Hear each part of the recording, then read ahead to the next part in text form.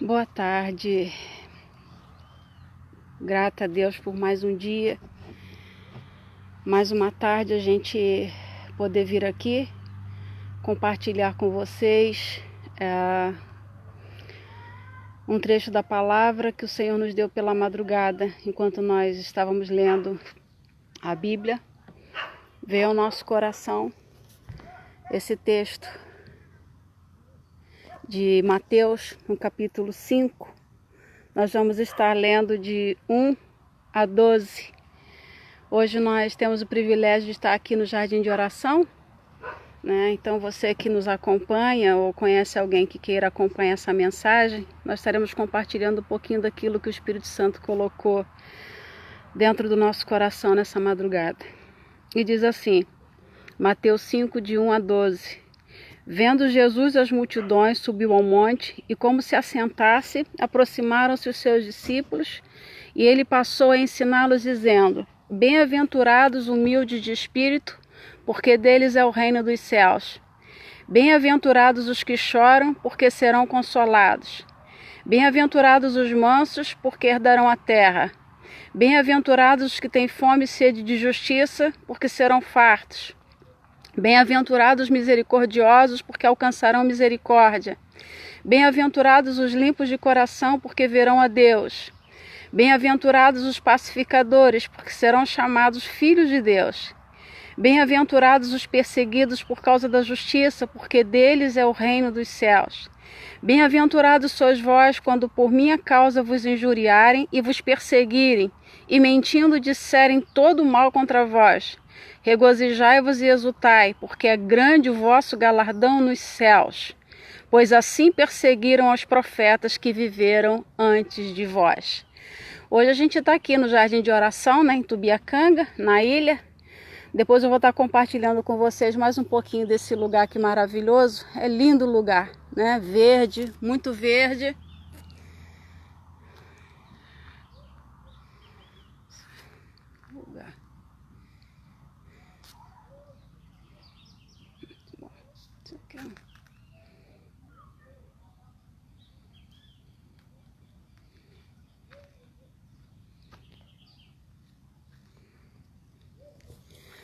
Dei uma girada aqui um pouquinho para vocês verem, né? Onde nós estamos nesse momento. Tem um povo ali orando, tem um povo buscando e a gente aqui meditando na palavra de Deus. É um lugar onde eu já falei com vocês, a gente gosta muito de estar, né? Principalmente para ter esse momento de comunhão em meio à natureza, em meio à paz, em meio à tranquilidade. E como nós falamos nessa madrugada, o Espírito Santo, ele colocou em nosso coração esse texto e nos fez meditar em algumas coisas. E se eu pudesse dar um título para essa mensagem, nós estaríamos falando sobre o segredo da felicidade. A gente sabe que ser feliz é o desejo de todos, né? Não tem uma pessoa na face da terra que não queira ser feliz. E todos buscam a felicidade. A grande dificuldade é a gente saber de que forma a gente vai encontrar felicidade, de que forma a gente pode ser feliz. E muitos nessa busca pela felicidade, eles acabam entrando por caminhos que não são bem aqueles que Deus tem preparado para nós. Porque, a bem da verdade, as coisas do reino, elas vão na contramão do sistema, né? Então, os valores de Deus são totalmente diferentes dos valores da terra. Muitas pessoas acham que a felicidade ela está em bens materiais. Muitos acham que a felicidade está em carros, muitas pessoas acham que a felicidade está no dinheiro, mas na verdade é o contrário. Algumas pessoas, quando pensam que a felicidade está nessas coisas materiais, nas coisas aqui da terra, acabam entrando por um abismo, por uma situação complicada, né? E a Bíblia fala que um abismo chama outro abismo. Então, em busca da felicidade, a gente vê que muitas pessoas se autodestroem, muitas pessoas, né, filhos matam pais por causa de herança. Então, a gente vê que, pelos parâmetros bíblicos, pelos parâmetros espirituais, felicidade não tem nada a ver com aquilo que os seres humanos falam que é a felicidade. Ou tentam buscar a felicidade nessas coisas aqui da terra. E esse texto de Mateus aí, ele fala pra gente sobre a felicidade. E ninguém melhor do que Jesus para nos falar sobre o segredo da felicidade. E aqui nas bem-aventuranças, fala sobre esse segredo da felicidade. vai dizer para a gente que bem-aventurados humildes de espírito, porque deles é o reino dos céus. Bem-aventurados humildes de espírito, porque deles é o reino dos céus. Se a gente for parar para pensar, Jesus ele é a nossa referência em tudo aquilo que nós fazemos. Jesus é o nosso referencial e assim como ele foi, nós devemos nos espelhar nele, porque nós somos chamados cristãos. Se nós somos cristãos, nós somos seguidores de Jesus. E como seguidores de Jesus, ele é o nosso espelho. A nossa vida tem que estar pautada no exemplo, a nossa vida tem que estar pautada no modelo de Cristo para nós.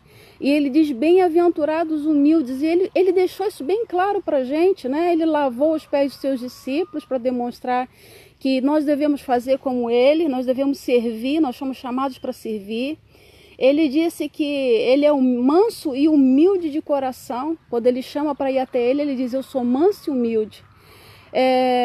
O texto fala para a gente que bem-aventurados os mansos, bem-aventurados os que têm fome e sede de justiça, bem-aventurados os pacificadores. Jesus, a Bíblia vai nos dizer que ele é o príncipe da paz. Se nós seguimos a Cristo, nós devemos ter paz, e sempre que depender de nós, nós devemos ter paz também dentro de nós, e essa paz deve ser transmitida para todos que nós encontramos pelo caminho. Jesus disse, deixo-vos a paz, a minha paz vos dou, eu não vou lá dou como o mundo a dá. Então a paz de Jesus não é uma paz que vem de coisas materiais, não é uma paz que vem da terra, não é a paz que vem de um ser humano, mas é a paz do Deus eterno, do Pai da eternidade, do príncipe da paz. O texto fala para nós aí que bem-aventurados os que têm fome e sede de justiça, porque serão fartos. Nosso Deus é um Deus justo e nós também, como servos dele, devemos ter essa mesma sede e essa fome de que a justiça seja realizada aqui na terra, porque o nosso Deus é justo. Mas hoje eu não quero me prender muito nessas bem-aventuranças, não. Eu quero me deter somente mais em duas. O versículo 7 ele vai falar, bem-aventurados misericordiosos, porque alcançarão misericórdia. Todos nós, a misericórdia é ter dó, misericórdia é sentir a dor do outro, ter compaixão do outro.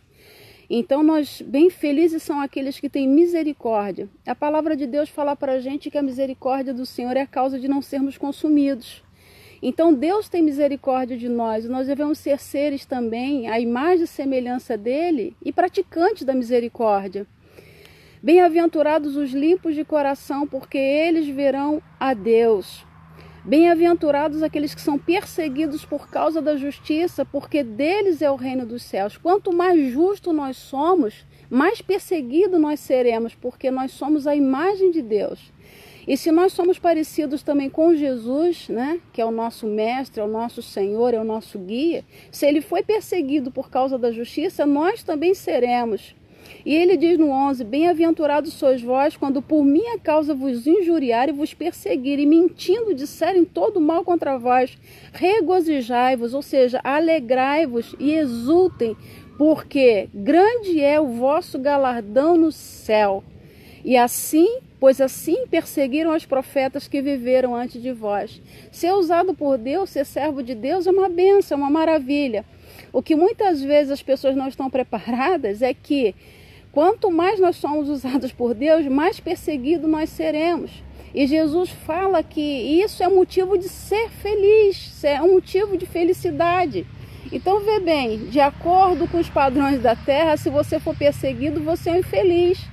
Mas diante daquilo que Jesus deixou para nós e do padrão que ele estabeleceu, quando nós somos perseguidos, aí que nós devemos nos alegrar. Nós devemos ser achados dignos, porque se ouvir o nosso mestre, vão nos ouvir. Mas se perseguir o nosso mestre, também nos perseguirão. E nós temos que ter uma maturidade espiritual suficiente para agradecer a Deus e para ser achado digno. Nós somos dignos de padecer por amor a Cristo. Porque ele falou também na sua palavra que se com ele nós padecemos, nós com ele também seremos glorificados. Mas como eu disse, eu não quero me deter nessas outras bem-aventuranças aí, no geral não. Eu quero parar um pouquinho com vocês nesse versículo 4, bem-aventurados os que choram, porque serão consolados. Eu fico pensando, né, quem gosta de chorar? Ninguém. Ninguém gosta de chorar, principalmente se o motivo do choro for de tristeza, for de amargura, for de angústia. Mas eu acho que de todos esses versículos aí das bem-aventuranças, esse bem-aventurados os que choram, ele engloba todos os outros versículos, porque muitas vezes você vai chorar por ser humilhado, muitas vezes você vai chorar porque não foram mansos com você, muitas vezes você vai chorar porque não usaram de misericórdia com você, a mesma misericórdia que você usou com tantas outras pessoas. Muitas vezes vão te colocar em guerra, ou você vai estar em guerra, querendo ou não estar dentro dela, e você vai chorar porque você está vivendo em guerra. Guerra não é bom para ninguém, né? Não é bom estar em campos de batalha, muitas vezes a gente chora. E muitas vezes nós vamos chorar também porque nós somos perseguidos por fazer aquilo que Deus quer de nós. Nós seremos perseguidos por fazer o que é correto. Nós seremos perseguidos porque muitas vezes vão nos caluniar, muitas vezes vão inventar coisas a nosso respeito, vão falar mal de nós. E muitas vezes também vão nos perseguir como perseguiram a Cristo. Então todas essas questões aí da bem-aventurança nos levam a chorar. Mas Jesus ele vai dizer, bem-aventurados os que choram, porque eles serão consolados. Você sabia que o choro faz um bem danado para a gente? Você sabia que Jesus chorou? Né? No menor versículo da Bíblia, João 11:35, ele fala o seguinte, Jesus chorou. A gente às vezes pensa em Jesus somente como Deus, mas Jesus foi o homem Deus. E como homem, ele passou por tudo que nós passamos aqui. Quando ele diz que bem-aventurados, ou seja, felizes aqueles que choram, porque eles serão consolados, é porque ele mesmo também passou pelo choro. No menor versículo da Bíblia, João 11:35, ele vai falar assim, olha, Jesus chorou, ponto. Jesus chorou. Se Jesus chorou, quem sou eu, quem é você para não entender os momentos de choro? A gente chora por vários motivos, né? A gente chora de alegria, a gente chora de tristeza, a gente chora emocionada, a gente chora porque um cisco caiu no olho, a gente chora porque está cortando cebola. Dona de casa é terrível, sabe muito bem disso, né? Como é ruim chorar por causa da cebola. Mas a verdade é que Jesus deixou para a gente, né? Versículo aí, Jesus chorou. Eu acho que ao ser escrita pelos homens, ao ser registrada, ela é inspirada pelo Espírito Santo, Deus inspirou que colocasse esses detalhes da humanidade de Jesus. E a gente vai ver alguns textos na Bíblia, né? Jesus ele chorou por causa de um amigo seu que morreu, que foi Lázaro. Quando falaram que o amigo dele tinha morrido, ele chorou. Jesus chorou pela cidade de Jerusalém, né? Pela incredulidade. Jesus chorou pelas atitudes dos religiosos da sua época. Jesus, no livro de João, no capítulo 4, vai demonstrar sua humanidade quando a Bíblia nos diz que ele estava caminhando, né? E em determinado trecho do caminho ele teve fome, sede e ele sentiu cansaço.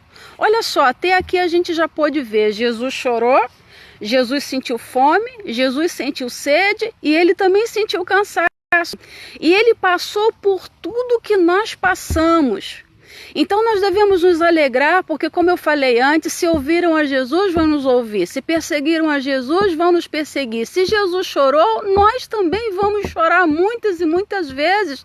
E nós temos que aprender a lidar com os momentos de tristeza, nós temos que aprender a lidar com os momentos de choro, e como eu sempre falo, dando graças a Deus, porque nada acontece sem a permissão de Deus e em tudo ele tem um propósito. Mas Jesus ele disse para a gente, olha, no mundo tereis aflições. Lá em João, no capítulo 16, no versículo 33, ele vai falar assim, olha, no mundo tereis aflições, mas tende bom ânimo, eu venci o mundo. Jesus chorou? Chorou, mas ele venceu o choro. Jesus chorou pelos seus amigos? Chorou, mas ele foi consolado. Jesus chorou pelos religiosos da sua época? Chorou, mas ele teve Jesus teve fome, sede, cansaço, passou por tudo que nós passamos, mas ele venceu para nos dar certeza que nós também podemos vencer com ele.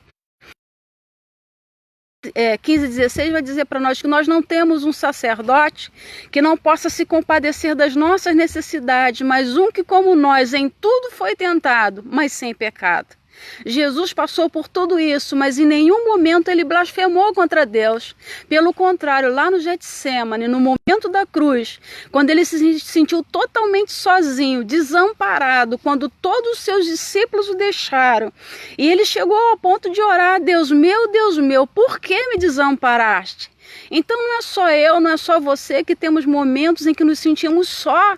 Jesus também, como filho de Deus, ele se sentiu sozinho, ele se sentiu desamparado, mas ele não blasfemou em nenhum momento contra Deus. E mesmo tendo ali diante de si os seus acusadores, mesmo tendo diante de si aqueles que o maltratavam, ele consegue orar naquele momento de dor, de agonia, de sofrimento e pedir ao Pai: Pai, perdoa-lhes porque não sabem o que fazem. Por isso que Jesus, com toda a propriedade, ele pode dizer para nós: bem-aventurados sois vós quando vos injuriarem, quando perseguirem e disserem todo o mal contra vocês, porque assim perseguiram também os profetas que foram antes de vós, porque grande é a vossa recompensa no céu. Jesus foi para a cruz, Jesus passou por aquilo tudo, Jesus sofreu na própria carne por mim e por você, sabendo da alegria e da glória que estava proposta para ele. Isaías fala isso para a gente, que ele foi um homem de dores, ele foi experimentado no trabalho. Então, quando a gente fala que Jesus sabe o que você está passando, ele sabe mais do que eu, ele sabe mais do que seu amigo, ele sabe mais do que sua mãe, ele sabe mais do que seu irmão, ele sabe mais do que qualquer outra pessoa, porque ele passou por tudo que eu e você passamos, mas ele disse: eu venci o mundo. Então, se ele passou e ele venceu, ele também nos dará condições de vencer. A Gisele, estou vendo que está acompanhando, ela deixou um versículo que nós separamos aqui.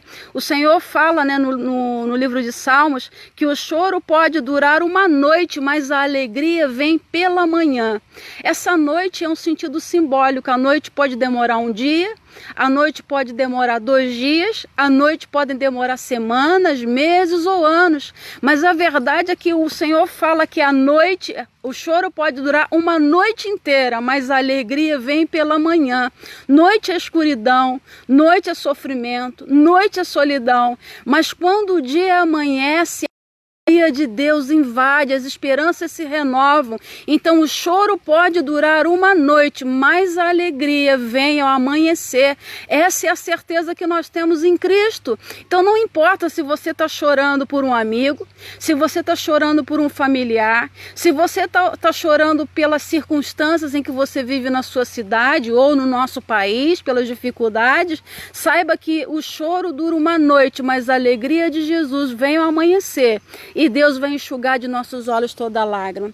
Eu fui pesquisar um pouquinho sobre as lágrimas, né? E eu encontrei o seguinte, que nós choramos lágrimas de várias espécies. As lágrimas podem ser um reflexo, que eliminam os agentes externos, a fumaça, a poeira. Existem as lágrimas contínuas, e dizem os estudos que ela contém 98% de água. E existem as lágrimas emocionais, lágrimas reflexo, lágrimas contínuas e lágrimas emocionais. E as lágrimas emocionais, elas contêm hormônios do estresse e toxinas. Então chegaram à conclusão de que o choro faz muito bem para o organismo, o choro faz um bem para o cérebro, o choro faz um bem para a nossa alma, né? Ajuda no autocontrole, o choro atua no sistema nervoso central e ajuda o corpo a descansar e a digerir coisas. Ou seja, se nós, ao invés de olharmos para o choro como algo que só traz sofrimento, nós podemos olhar para o choro como algo que nos beneficia também. Nada que acontece no nosso corpo, nada que acontece com o ser humano, Deus colocou por acaso. Então até o choro tem um propósito no nosso corpo, até o choro, Deus tem um propósito para ele na vida de cada um de nós. Então vamos aproveitar do momento do choro para colocar para fora aquilo que nos faz mal, para digerir as emoções que estão guardadas dentro de nós. Agora eu te falo uma coisa, bem-aventurados os que choram, porque eles serão consolados. Se tiver que chorar, chore nos pés do Senhor. Se tiver que chorar, se derrame nos pés de Jesus. O problema da gente não conseguir o consolo no momento em que nós estamos chorando, que nós nos sentimos aflitos, nos momentos em que nós nos sentimos abandonados na solidão, é porque nós choramos com as pessoas erradas, as pessoas que nada podem fazer por nós. Mas quando nós choramos aos pés do Senhor, quando nós choramos no colo do Senhor, nos braços do Senhor, Ele diz que nós seremos consolados. Bem-aventurados os que choram, porque eles serão consolados. Os motivos podem ser os mais diversos possíveis, mas se você chora com a pessoa certa, Jesus é o amigo certo nas horas incertas. Jesus, ele disse para nós: eu não vos chamarei servos, porque o servo não sabe o que faz o seu chamado amigo. Às vezes a gente chora com o amigo errado, às vezes a gente conta os nossos problemas para as pessoas que não podem nos entender, que não conseguem nos entender, mas Jesus, ele disse que os que choram serão consolados, porque ele conhece o nosso coração mais do que ninguém, ele conhece o nosso interior mais do que ninguém, ele consegue entender aquilo que realmente vai no mais profundo da nossa alma. Agora, que outro ser humano conseguiria tirar de nós aquilo que muitas vezes as nossas palavras não conseguem? Mas Deus, eu posso te dizer uma coisa, Ele interpreta as nossas lágrimas. Então o grande erro, a grande dificuldade do ser humano hoje em ter o consolo, em ter a paz que vem do céu, em receber de Deus essa bem-aventurança, essa felicidade, né, ao chorar, é porque chora com a pessoa errada, chora no lugar errado, mas aleluia, quando a gente aprende a chorar no colo de Jesus, nós seremos consolados. Glória a Deus por isso, a palavra dele é verdadeira e a palavra dele enxuga dos nossos olhos toda a lágrima. Então, como nós vemos aí, né? Felicidade não é isso que o ser humano prega. Você pode ter bens, você pode sim, mas o seu coração não pode estar nisso. A nossa fé não pode estar baseada nas coisas da terra, porque nós somos cidadãos do céu. Nós temos uma dupla cidadania, nós somos cidadãos na terra, mas nós somos cidadãos do céu também. E como cidadãos do céu, nosso motivo de nossa felicidade tem que estar baseada nas coisas do alto. Se já ressuscitaste com Cristo, buscai as coisas do alto, onde Cristo está sentado à direita de Deus. Então a nossa felicidade, elas tem que estar baseada nas coisas do alto. E quando nós entendemos que a nossa verdadeira felicidade está no Senhor, a nossa verdadeira felicidade está nas coisas do céu, nós vamos então entender que felicidade nem sempre vai ser a gente estar dando gargalhada. Felicidade nem sempre vai ser quando está tudo às mil maravilhas, nem sempre vai ser quando você está com dinheiro no bolso. Eu conheço muita gente que, infelizmente, né, tem recursos financeiros, mas são infelizes. E nós conhecemos um rapaz que trabalhava na administração da Ponte Rio-Niterói, e uma vez ele falou com a gente fez a seguinte colocação: vocês pensam que a maioria das pessoas que cometem suicídio na Ponte Rio-Niterói são pobres? Vocês acham... Ele falou o seguinte, todos os dias alguém tenta se suicidar, né, ali na Ponte Rio-Niterói. E ele falou assim, olha, não são fusquinhas não são carros velhos não. A maioria das pessoas que cometem suicídio param ali com seus carrões. Então fica a pergunta, né, será que a riqueza da terra pode trazer felicidade? Deus criou as riquezas porque ele é o dono do ouro e da prata, mas ele não criou o dinheiro, a riqueza para que nós servíssemos as riquezas é que tem que nos servir, as riquezas que tem que serem usadas ao nosso benefício, mas nós não podemos nos curvar diante dela, nós não podemos fazer do dinheiro, da riqueza desse mundo nosso Deus. Jesus falou que nós não podemos servir a dois senhores, ou a gente há de agradar um e odiar o outro, ou odiar o outro para agradar um. A gente não pode servir servir a Deus e a Mamon, o Deus das riquezas. Então nós vemos que ele próprio fala sobre isso, né? Onde estiver o vosso tesouro, aí estará também o vosso coração. Então, se as nossas riquezas aumentam, Jesus falou, não ponhais nela o vosso coração, porque onde estiver o vosso tesouro, aí sim estará o vosso coração. O nosso coração tem que estar em Cristo. O motivo da nossa felicidade, a razão da nossa esperança, né? A nossa maior felicidade é Cristo. Quem tem Cristo tem tudo. Quem não tem Cristo não tem nada. Pode ter as riquezas desse mundo, pode ter as grandezas dessa terra, pode ter todos os títulos, os maiores dessa terra. Se não tiver Jesus, vai ser infeliz. E a gente frequenta lugares muito pobres já há muitos anos, durante muito tempo, praticamente desde a minha adolescência. A gente frequenta comunidades carentes. Nós começamos nosso ministério com criança, com 15 para 16 anos, num lugar muito pobre lá em Petrópolis. E sempre frequentando. Eu vou dizer para vocês com todo o meu coração, sem demagogia, os lugares onde eu me senti melhor na vida foi nesses lugares pobres. Eu já tive em casa de juízes, em casa de desembargadores. Nós já frequentamos casas de pessoas da alta sociedade, da classe média. E eu muitas vezes vi amor nos lugares pobres. Muitas vezes eu vi amor nas favelas. Muitas vezes eu vi dignidade, caráter, integridade no meio dos pobres. Infelizmente eu não vi no meio dos ricos.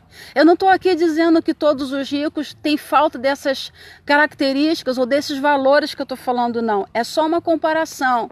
E daí tem uma frase que eu costumo usar e que Deus colocou em meu coração já há muitos anos, e que eu falo o seguinte para todas as pessoas que eu conheço: eu vi muita pobreza no meio da riqueza, e eu vi muita riqueza no meio da pobreza.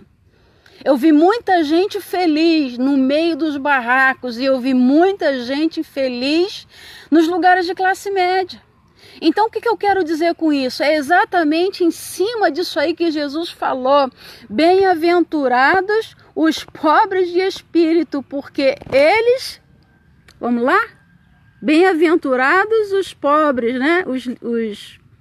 Os que têm fome e sede de justiça, bem-aventurados os misericordiosos, bem-aventurados os limpos de coração, porque eles verão a Deus. Bem-aventurados humildes de espírito, eu errei o texto aqui, né? Porque deles é o reino dos céus. Ser humilde não é ser menos que os outros, é saber que você não é melhor do que ninguém. E esse é o segredo, o que a gente está falando aí sobre a questão da ter riqueza no meio da pobreza e ter pobreza no meio da riqueza. Porque Jesus fala: bem-aventurados humildes de espírito, porque deles é o reino dos céus.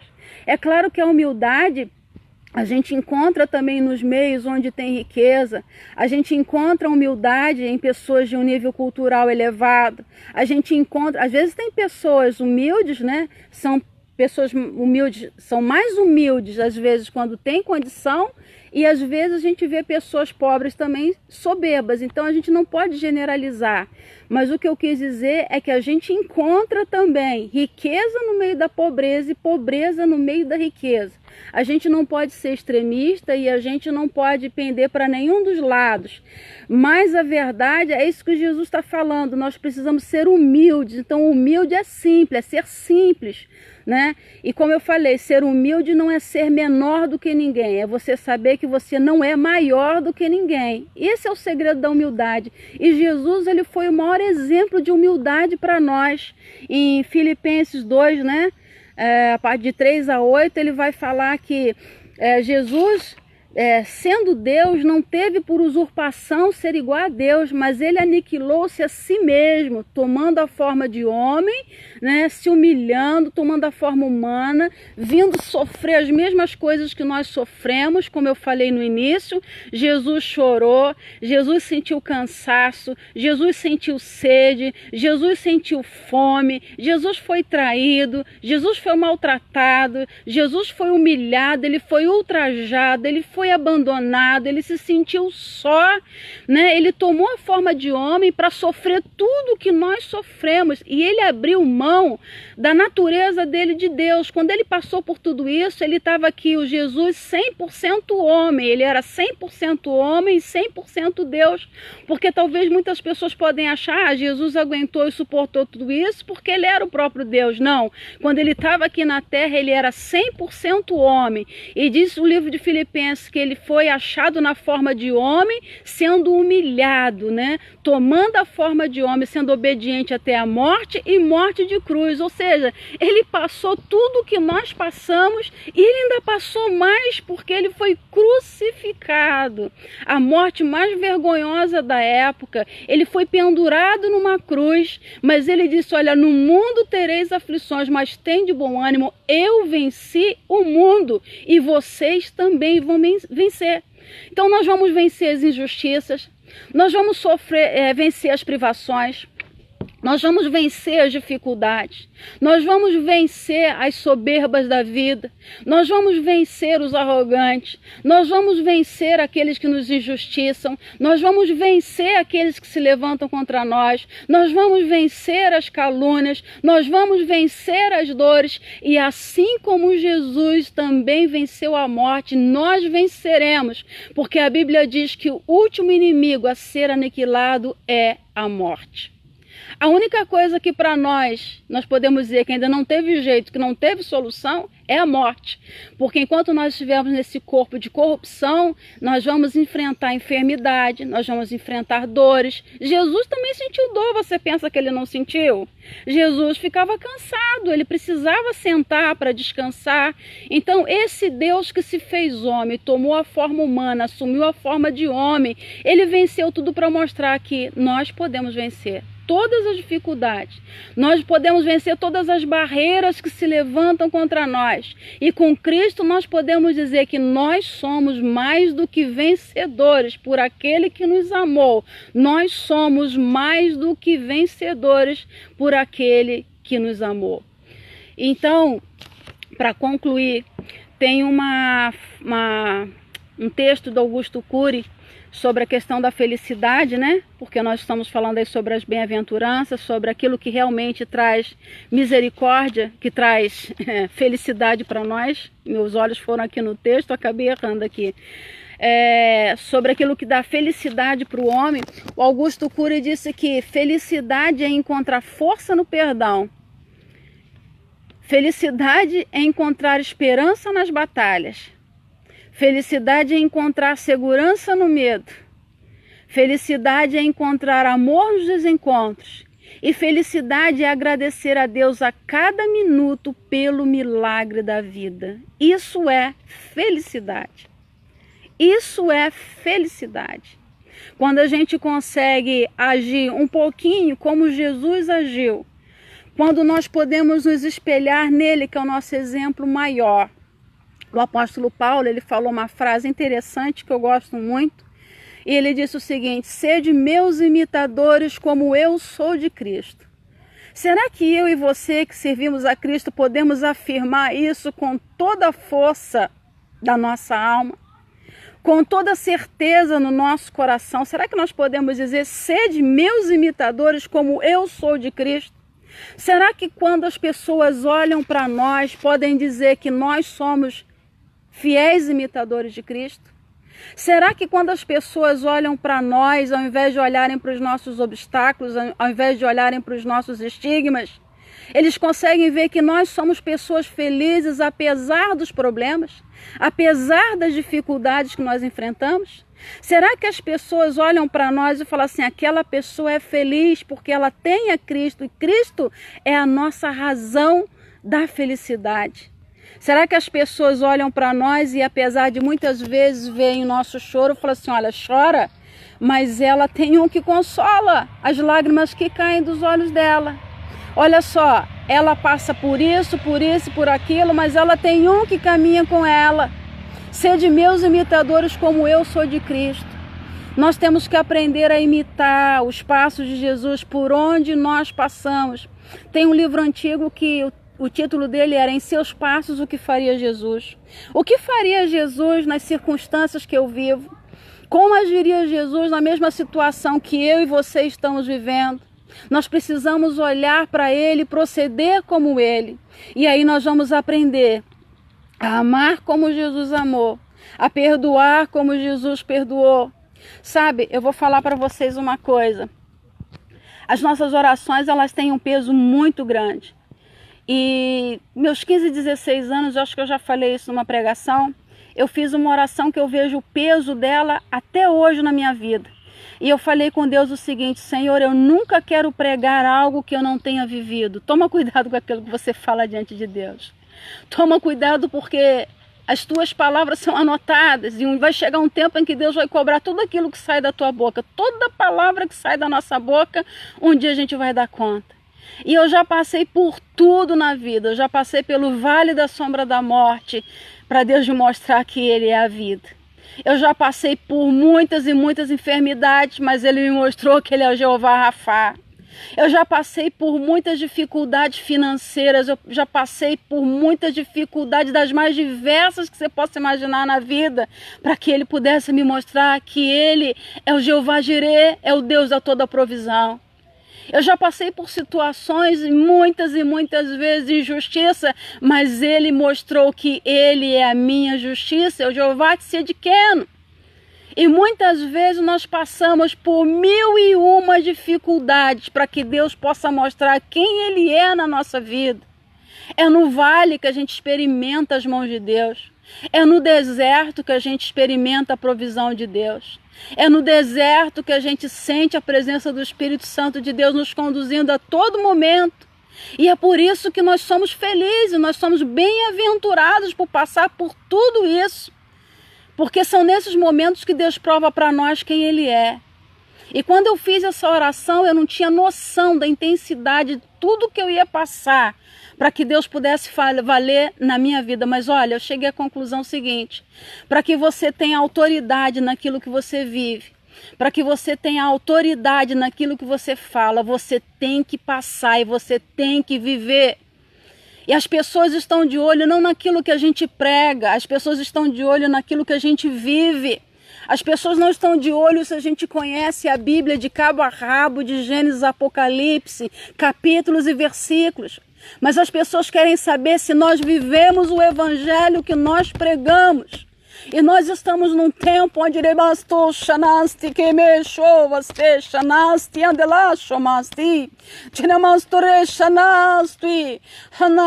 que a gente venha proceder conforme aquilo que sai da nossa boca. Que a gente venha proceder conforme a gente prega, porque a humanidade está cheia de homens e mulheres hipócritas, assim que como os servos de Jesus, como os discípulos, como os religiosos da época de Jesus, os que viviam ao redor dele. A sociedade está enjoada, a sociedade já está a ponto de não aguentar mais ouvir, porque as pessoas pregam o evangelho que não vivem. Então é tempo de nós olharmos para a palavra e vivermos mais aquilo que nós pregamos. E sabe, eu vou falar para vocês, uma coisa. Nesse tempo de vida cristã, de caminhada com Deus, 33 anos na presença dele, muitas vezes a gente ganha pessoas não por aquilo que a gente prega. Muitas vezes a gente alcança vidas não por aquilo que sai da nossa boca, né? Mas nós alcançamos vidas, nós tocamos o coração das pessoas porque nós procuramos viver. Nós não somos perfeitos, mas nós procuramos viver nos passos de Jesus. Nós procuramos agir como Jesus agiria em nosso lugar. Nós procuramos viver o cristianismo que nós pregamos. E é um tempo em que Deus tem nos chamado, não a pregar, não a conhecer, não a ser doutores na lei, não conhecer a palavra de Gênesis, Apocalipse, mas viver o amor, amar a Deus sobre todas as coisas e ao próximo como a nós mesmos. É isso que Jesus tem desejado para nós nesses últimos dias. Por isso que Jesus é nosso maior referencial de felicidade.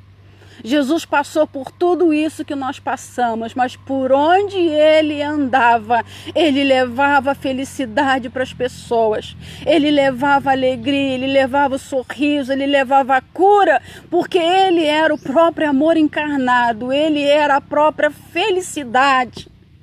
Sabe, eu vejo pais, mães que ficam tristes porque não podem dar coisas materiais para os seus filhos. Eu vou dizer para você, pai, mãe, o que você tem que dar não são bens materiais, é a sua presença, é o seu legado que você tem que deixar, a sua fé, os valores espirituais. E nós não podemos deixar isso sair, cair pelo ralo, ir embora. Nós, como cristãos, temos que trazer esses valores de novo para dentro de casa. E é por isso que no início a gente falou, os valores de Deus são diferentes dos valores da terra. Os parâmetros de Deus para a felicidade são diferentes dos parâmetros da terra. São totalmente opostos.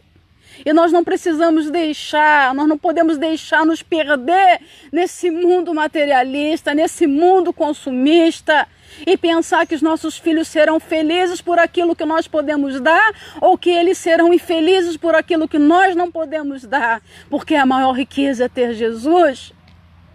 Muitas pessoas nessa guerra, nessa briga, nessa questão de querer deixar bens materiais, acabam deixando de dar a sua presença, o seu amor, o seu carinho para os seus filhos, e eles se perdem nesse mundo e deixam de ganhar os tesouros da glória de Deus. Quais são os seus parâmetros de felicidade? Quais são os seus parâmetros de felicidade? São as coisas desse mundo ou são as coisas do céu? Que Deus abençoe a vida de cada um de nós. E fique aí com esse texto que eu mais destaquei. Felizes os que choram, bem-aventurados os que choram, porque eles serão consolados. O choro pode durar uma noite, mas a alegria vem pela manhã. E para nós que temos a Cristo, a alegria pode ser passageira muitas vezes, mas nenhum sofrimento será eterno. Nenhum sofrimento será eterno. E mais uma vez eu encerro dizendo essa frase de Augusto Cury para vocês. Ser feliz é encontrar força no perdão, esperança nas batalhas, segurança no medo, amor nos desencontros, e é agradecer a Deus a cada minuto pelo milagre da vida. A tua graça, Senhor, é melhor que a vida, por isso meus lábios te louvo. Sejamos felizes com as coisas simples da vida, pela graça de Deus, porque a graça dele ainda é melhor que a própria vida. Isso é ser feliz. Que Deus abençoe a cada um de vocês. Eu queria falar um pouquinho mais, mas não vai dar. Estou aqui no meio do mato, né? No jardim de oração, e nós não temos como recarregar o celular. Que Deus abençoe a sua vida, que Deus abençoe a sua casa. E independente do que você está passando, saiba que Jesus passou por tudo e muito mais. Se você acha que você está sofrendo, Jesus sofreu muito mais ainda. Mas ele disse, no mundo tereis aflições, mas tem de bom ânimo, porque eu venci o mundo. Jesus venceu o mundo, Jesus venceu as aflições, Jesus venceu o medo, Jesus venceu o choro, Jesus venceu a perseguição, Jesus venceu a escassez, Jesus venceu todas as desgraças da vida. E com ele nós somos muito mais do que vencedores. Você é mais do que vencedor. Chore se for preciso, mas chore no braço e no colo do único que passou por tudo que você passou. E ele pode enxugar dos seus olhos toda a lágrima. Amém? Ele pode. Chore com a pessoa certa. Chore com a pessoa certa. Chore com a pessoa certa. Chore nos pés de Jesus. Que ele te console, que ele te ajude, que ele te fortaleça e que ele te faça entender que nele você é mais do que vencedor. E ainda que você passe por dificuldades, ainda que você passe por todas as mazelas desse mundo, você pode e deve ser feliz, porque felicidade é ter Cristo dentro de nós. A graça dele é melhor que a nossa própria vida. Fiquem com Deus e que ele abençoe a cada um de vocês, a cada um de sua família, dando provisão, dando recurso e dando graça sobre graça e derramando misericórdia sobre a sua vida hoje e sempre. Amém. Um beijo para vocês.